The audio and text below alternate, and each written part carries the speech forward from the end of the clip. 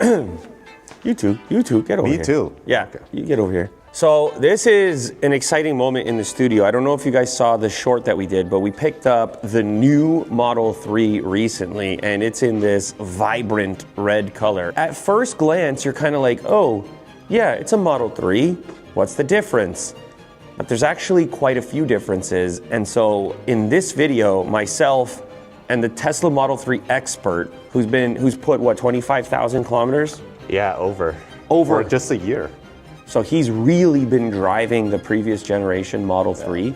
So he's truly the expert on the topic. And instead of just doing an overview of the new one, we realized it's probably more useful to do a comparison. Old versus new, what are the differences? What are our observations? And what are the insights from somebody who is intimately familiar with the old generation? This episode has been sponsored by Tello Mobile, an unlimited phone plan for $25 a month, 35 gigs of data, and free hotspot and Wi-Fi calling. There are no extra fees whatsoever with Tello Mobile. There's no contract, no activation, and no early termination fees. Plus, you're getting nationwide 4G LTE and 5G coverage. Now, they've got a bunch of different updated plans that you can check out, including 5 gigs of data and unlimited minutes with free text for $14 a month. But you can dial that all the way up to unlimited data and unlimited minutes, $25 a month. If all you need is 2 gigs and unlimited minutes, you're looking at $10 a month. Now, they got a bunch of different phones listed on their site, and they will sell you a phone. But the cool thing here, especially for you guys who are tech enthusiasts, is you can bring your own device as well. Now, you've also got some nice international calling features for up to 60 countries, including some popular ones like China, Mexico, and India. And since there's no contract, you can reconfigure your plan at any time. If you find out you need more data, less data, you want to save some cash, you can just head in there and make that modification. Now, they've also got a good coverage map over on the website, so if you click the link down in the description, you can head over, type in any address, and see how the coverage is where you're located. So thank you to Tello Mobile for sponsoring this portion of the episode. If you want to learn more, go ahead and click the links down in the description. Okay, I feel like I need to set the stage a little bit. This model is a different specification than Will's model. A base model, Model 3, whereas this is a long range, so we've got 4-wheel drive over here, and it's a little bit quicker. However, the differences that we're gonna focus on don't really relate to that. Instead, it's a lot of slight adjustments, tweaks, iterations to an already wildly successful product. The cool thing is that these modifications are likely going to trickle into the other models as well. There's a moment right now where the most affordable Tesla model is arguably the most put together. It's odd. Obviously, I have experience with the Model S Plaid, and I'm driving this thing around, and I really didn't feel like I was missing that much. And in fact, with the new ambient lighting, the new suspension, new controls on the steering wheel, maybe the experience here is actually even nicer, which is odd considering the starting price. I think I paid like the max price when it was the highest. But with my experience, I don't really regret it. I picked the Tesla over the Bronco, which I have the 2 cars. And I know it's a massive difference, yeah. But this to me just seems like an everyday drive. It's still very luxurious. I still really like it because it's quiet and it's electric. So I can show like how much I've saved in, I guess, electricity. Saved over $1,200, that's Canadian. And you barely used the supercharger. Almost all the charging was at home. Let's get started on the differences here. And I think really it starts on the front end for me. Now, one of the observations we both made is how the new one doesn't have a license plate. That's not exactly a fair fight because obviously it looks better without the license plate. You've got the front license plate on yours. The biggest design difference is obviously the headlights. Yes. The headlights are way different. They're a bit more sleek. They're way slimmer, they're more angular. I mean, both of them completely straight, simplified, I would say. Definitely cleaned up. Honestly, still prefer the mine. The front just seems like a little bit sportier to me. That seems way more simple. You know what's funny to me is when we first went to pick up this car, I said, that definitely looks better than the old model. Yeah. Like, that's what I said, in isolation. And now having them side by side, I think I agree with you. That the old one is just a little bit more personality up front. Sure, yes. Now, this is a company that's about efficiency and minimalism, and from a design perspective, I feel that I understand this decision. How do you create the fewest lines? How do you simplify? Like, if you look at some of the curvature on the front end here, does it really serve a function, or is it strictly for appearance? I think it's a little bit of both. If you look at the hood for the new one, it's like a little bit flatter, and apparently it's just better for aerodynamics, but it still looks good. They somehow managed to, combine the looks versus performance. It's pretty sleek. It's two different approaches. It's not a big difference one way or the other. In terms of like my evaluation, like I appreciate both in their own way. I mean, look at the Cybertruck. It's, if you want to talk opposite. If you want to talk about angular. And by the way, speaking of the headlights, I did make some modifications. I did add PPF and tint the headlights. I think it looks really nice with the stealth gray. It kind of combines it. It makes it cleaner. But what's going on here? Is this a fog light? That's a fog light. They removed it in the front for the new one. There's no fog light option anymore? No. Another question I have for you, did you ever remove the aero hubcap, or you left it on all the time? I kept the aero caps on. Just better range guy. Yeah. Bit of a range guy. I still like them. They're just very clean, but they are easy to take off. Uh-oh, here we go. There he goes. Oh.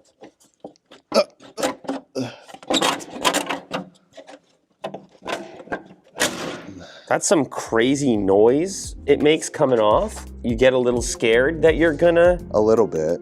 Like you were going muscular there for a minute.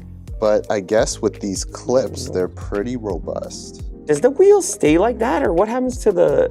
Is there a cover that goes over the center portion?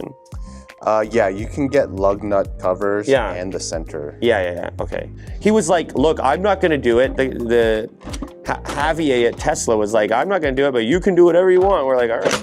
Well, that came off even easier. I guess brand new, right? Yeah. That wheel design is different. That's coated black. Yeah, color, but also design. That's kind of a nice look, honestly. Yeah, I've always liked the matte silver. So still removable on this model, although you would likely you would leave the aero cover on there. You're a range guy. These are called the new Photons. Let's go. These ones. Wonder if they actually fit. Whoa. I don't think they do. Whoa, easy there. These clips are not really aligned. Proprietary. You got one more bang right there. Ultra red. It's a $2,600 option Canadian, and the new gray is called Stealth Gray. You've also got Pearl White Multi-Coat. That's a $1,300 Canadian option. This is interesting. The default color is Stealth Gray included, and the other colors all cost money. Really, including even the white? Black is $2,000. White is $1,300. They want to put these Stealth Grays out on the road, don't they?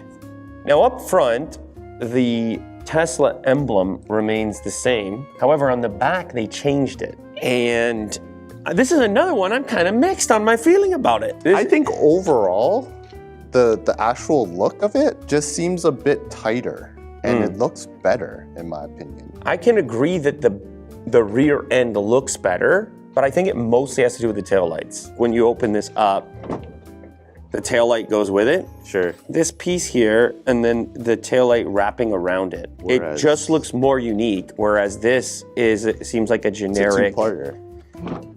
taillight that you would see. Oh, look how clean your car is, Will. With the floor mat back there and everything. Yeah. Now this is my only thing with the Model 3, because when I drove it, I was like, by the way, what is this beep? You have that like that? It's always been like that. Can you turn that off? No. No. That's an ugly beep. It is, yeah.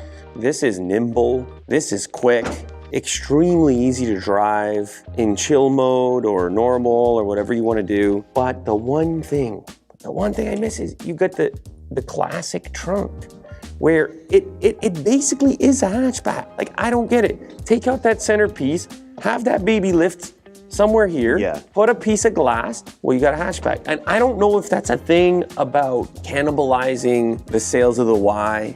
and don't get too much utility out of the 3.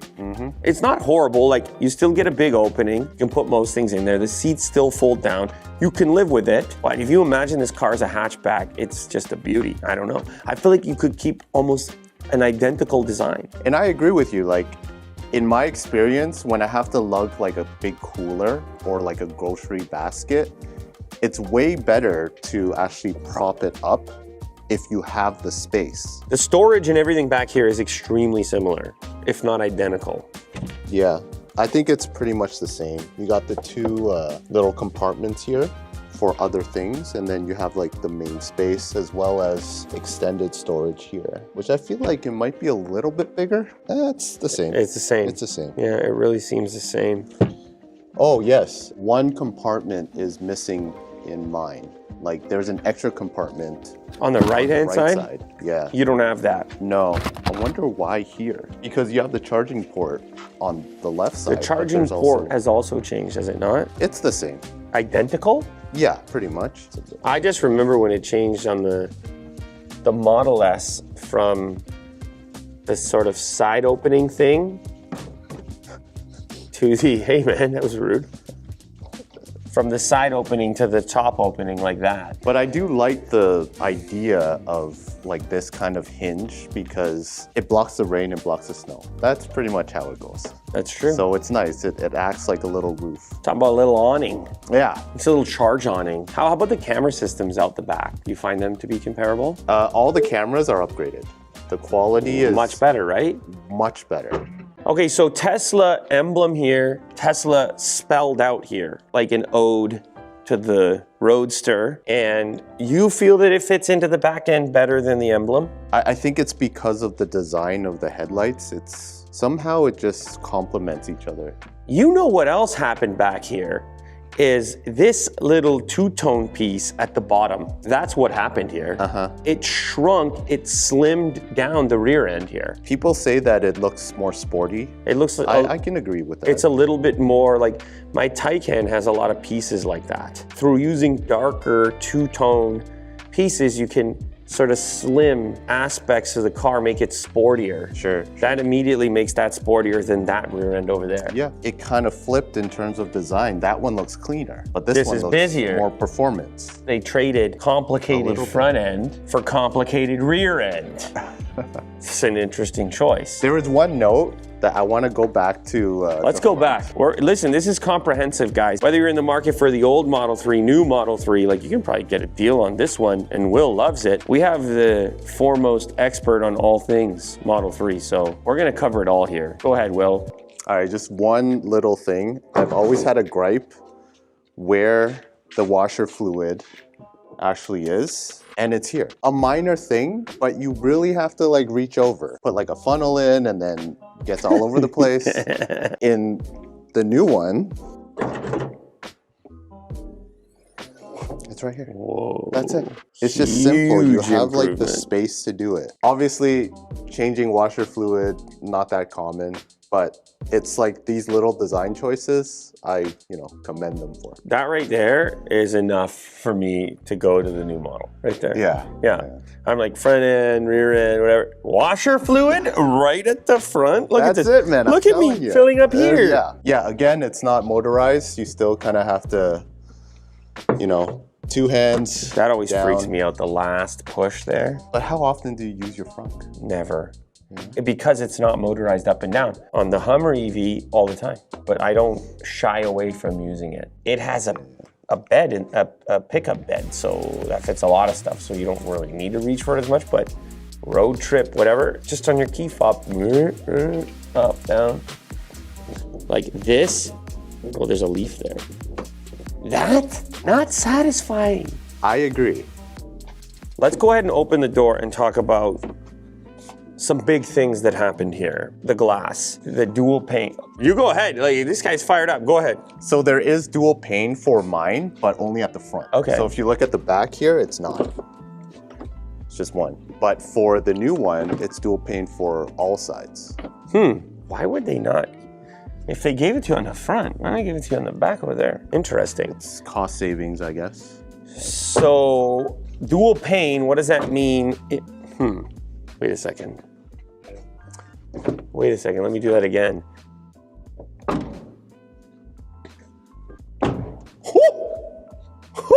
That sounds a lot better. Oh my goodness. What? Yeah.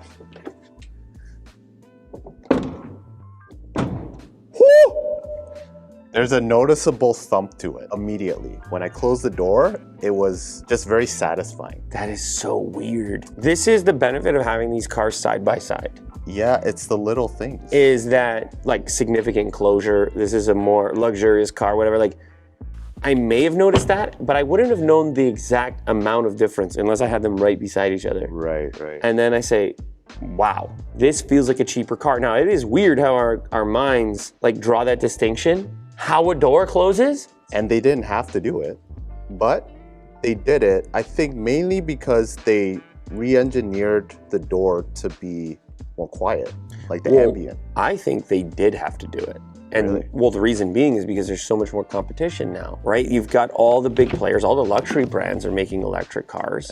And those companies have Door experts. 100-year history of door closures and all the other car things that aren't batteries Yes, that they got into recently that they're pretty good at. sure. Small little details which car buyers who go and look at these things may notice. They may say to themselves, they may go look at this generation Model 3 and then they may cross shop it against something from Polestar or Audi or VW. And now they can play in that space and say, don't talk to me about door closures. Yeah, we know all about it. Don't talk to me about panel Have you gaps. seen the Model 3? It sounds good. That door closure sounds like it belongs on a car of this price tag. It really does. Now, another thing to note, the way in which this thing closes has actually changed. You see this little section down here? It latches and seals more tightly by squeezing that door shut and creating a better seal. Again, you're having cabin enhancements from like a privacy and a sound and a road noise perspective. With my experience with this car, like the door rattles very slightly, but you notice it on just rockier roads. And it's noticeable on the driver's side, mainly because that door is open the most. After a year, probably tighten up, but this at the very least helps with the ambient noise inside, but also with any kind of predictable rattling in the future. Yeah. Now, I just want to say something while we're here. I'm used to driving a big car, at least right now in the winter. So I'm taking the kids to school and I have like a booster seat. And I was thinking, man, the Model 3 is a small car. And so when I jammed everybody in here, I was quite surprised at the interior space compared to the exterior dimensions. You would drive from there? Yeah. Okay. So check this out, guys. Like, two guys, both 6 feet tall, in a small car.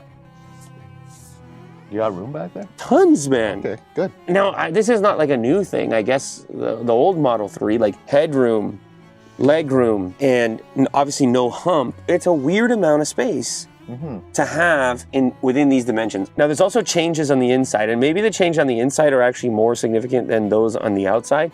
So let's go ahead and get a closer look.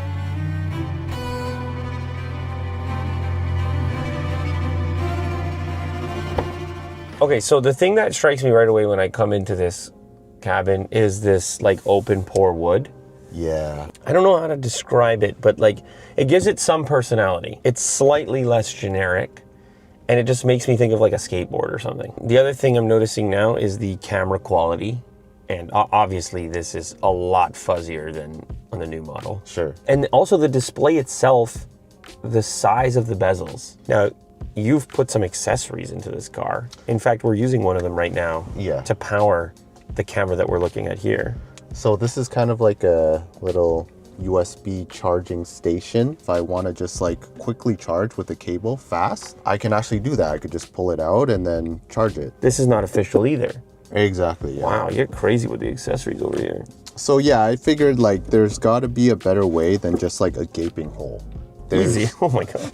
This is aftermarket too, isn't it? This cup? And this screen protector is matte. And then the dog bed in the back. There's a whole setup for the dog bed. I got the official Tesla dog seat, And it has like these panels here, if you can see.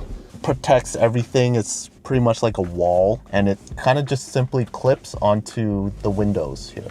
So, yeah. Now I'm also noticing, since I'm looking back here, the rear console, you have vents and a couple of USBs, but no display, like the new one. Yeah. Let's go to the steering wheel. This is the most polarizing change. So you've got the previous generation steering wheel. It's a wheel, for one. Sure. No fancy yoke behaviors. You've got the nipples. You have the nipples, and more importantly, you have the stalks. The stalks, yes. And the stalk is, on the right, is controlling your drive mode, park, drive, neutral, reverse.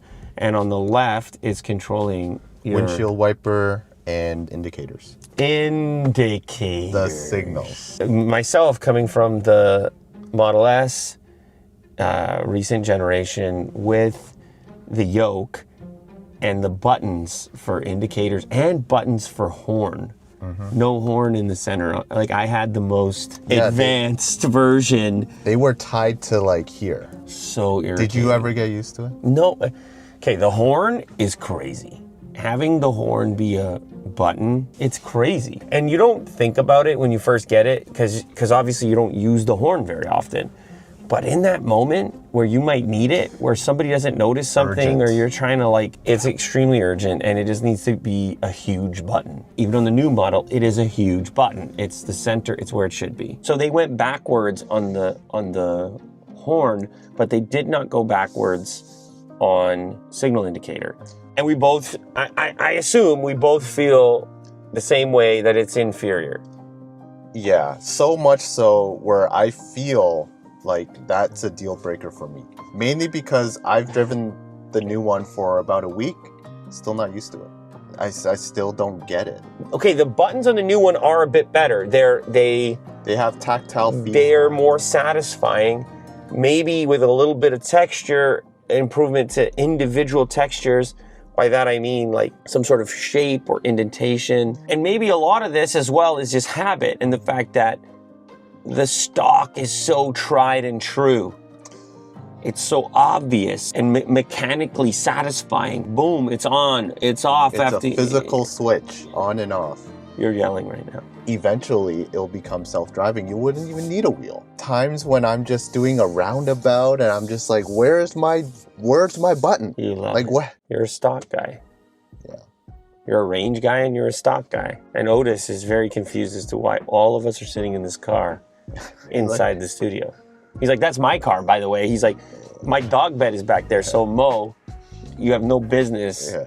Did the seats change at all? These headrests are not very comfortable. Yeah, they so don't firm. like they don't push your head up a little forward. Like, you really have to lean back while you're driving. So Sleeping? There's no modifications at all. Yeah. It's literally just stuck on there. So just before we jump into the other one, for those that are unfamiliar with this steering wheel, these two nipples that are there right now can control, well, they control all kinds of elements in the vehicle. And I use these more often than not, like especially for voice control. Open mirrors. So I find it pretty useful when I'm actually pulling into the garage. Just folding the mirrors kind of helps. And using voice control, I feel like it's more intuitive than I originally thought. What else? Anything else? Oh, the sound system. Yes. How do you feel about the sound system in here? I still think it's quite punchy. It's got 9 speakers, and the base model for the new one has 9 as well. Okay. What's really changed is long range model for the new one, This one? has 17, 17. whereas the old long range has 14. I gotta say, I was using the sound system in there when I was driving it, and I was like, Yeah. this thing can go. That's good. Should we listen to the sound system?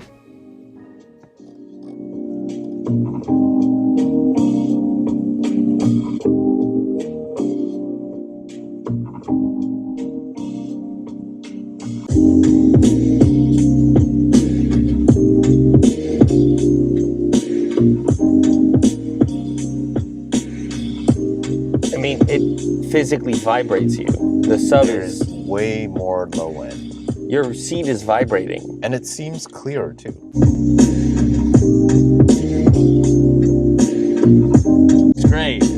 I mean, it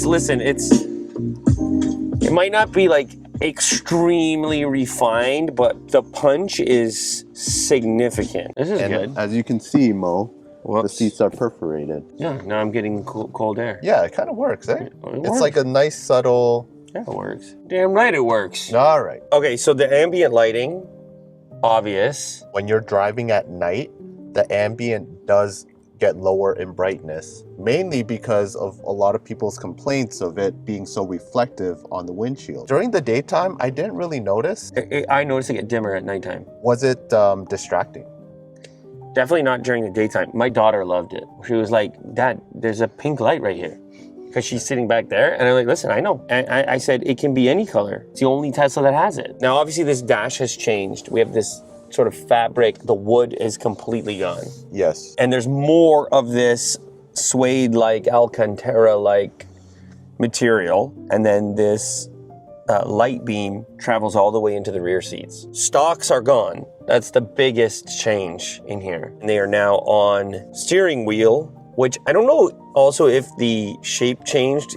You have a flat bottom on yours, but it's like maybe more flat now. It feels generally the same. I feel like the material is maybe slightly upgraded. I feel like it's a subtle upgrade, you're right. I've never worn down my steering wheel. There is durability in the old one as well. So you still have like an indication of where to hold it. And this is where the thumb thing comes in. These signal indicators have more responsiveness than they did on the Model S that first showed them off on that yoke.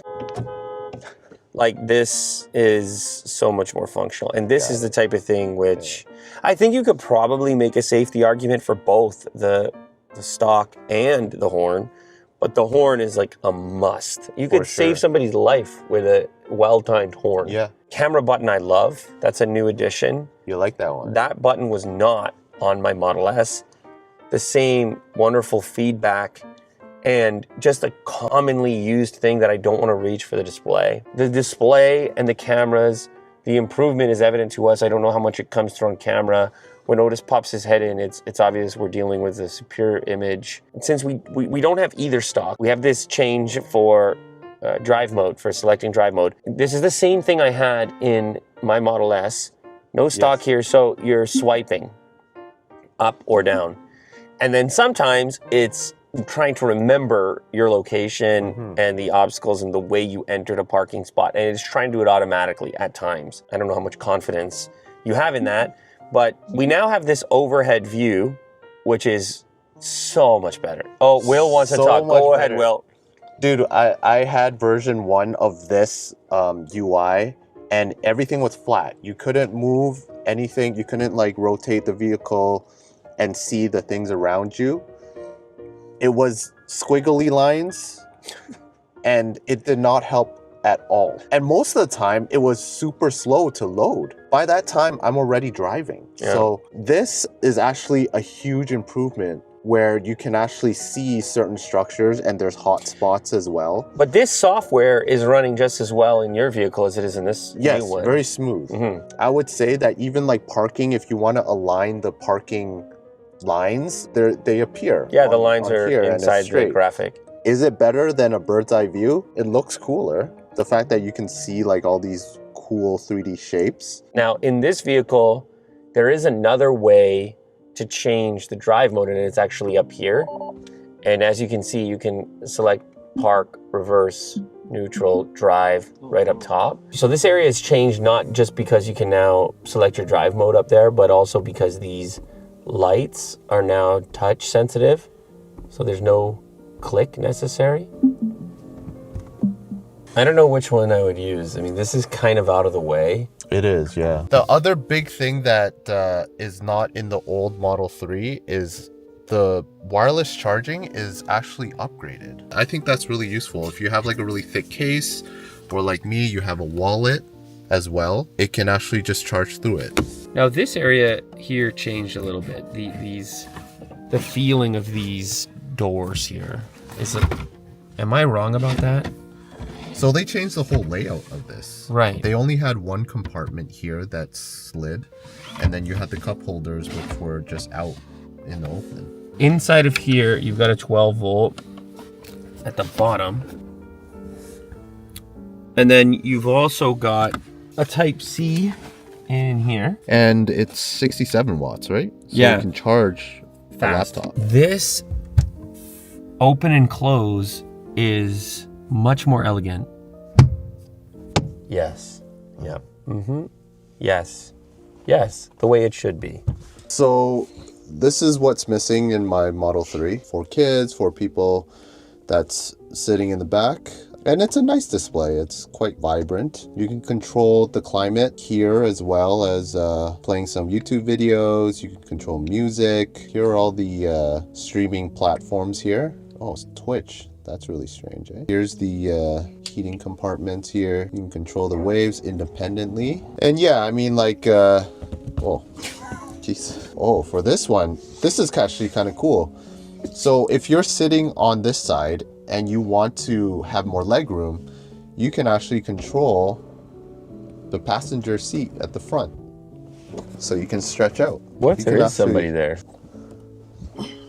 Whoa, rude. So rude. Yeah, I'm gonna have to lock that for my kids for sure, man. next level trolling. They're gonna be trading leg room. All right, so we have a dog in the way, but the cup holders and the middle seat is actually a bit different, where the layout looks a bit more clean, I guess you can say, but it's not too much different. The storage compartments in the back of the chairs, these have changed. They have like this elastic portion to it where it kind of snaps back.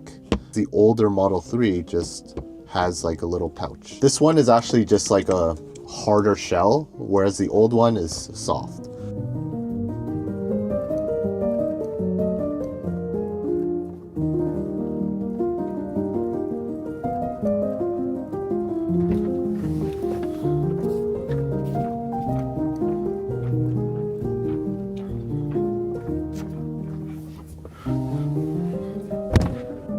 All right, so we are now on the road, and I want you guys to pay attention to the noise or lack thereof.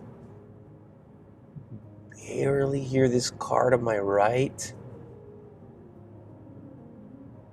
It's not a thing that you would normally do in a vehicle. You're not like sitting there trying to distinguish how much noise is making its way through. But like, watch when I put this window down slightly. Right? There is the road. That's what the road sounds like.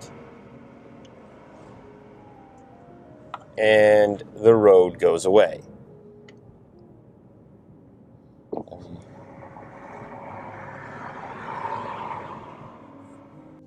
Ooh. Oh, I'm telling you, it's plenty of pull. It's plenty. easy now. Plenty of pull.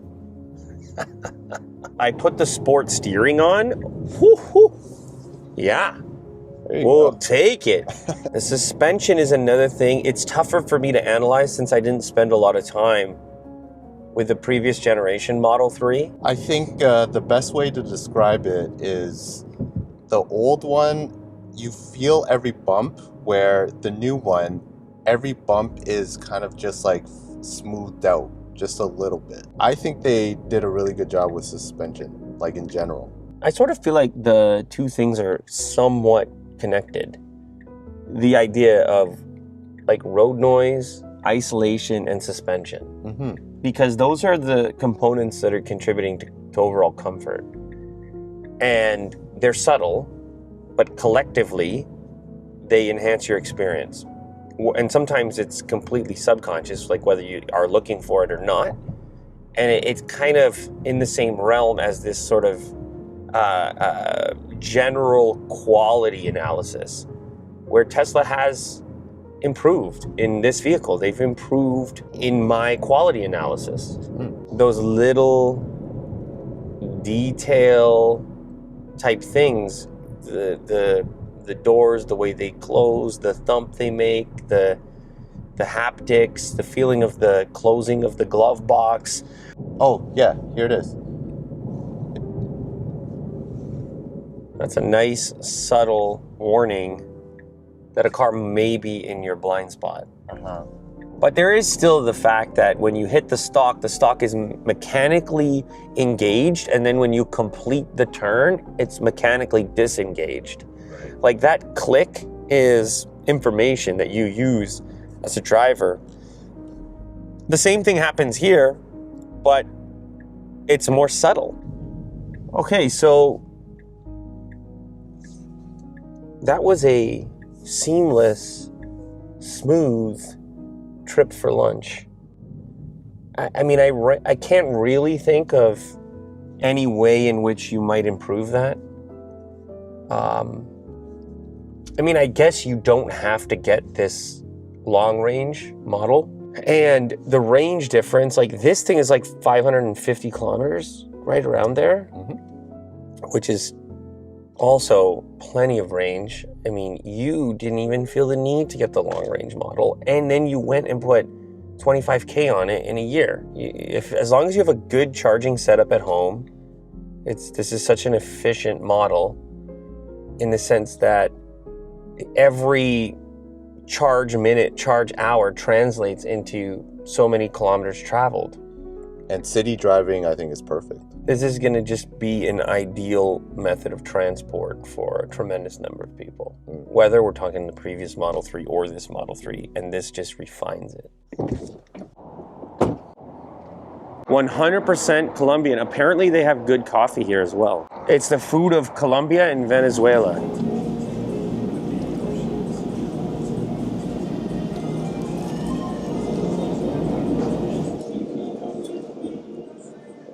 This we have some beans, some shredded meat, and I don't know if this is the one, but like one of them has some plantain in it as well.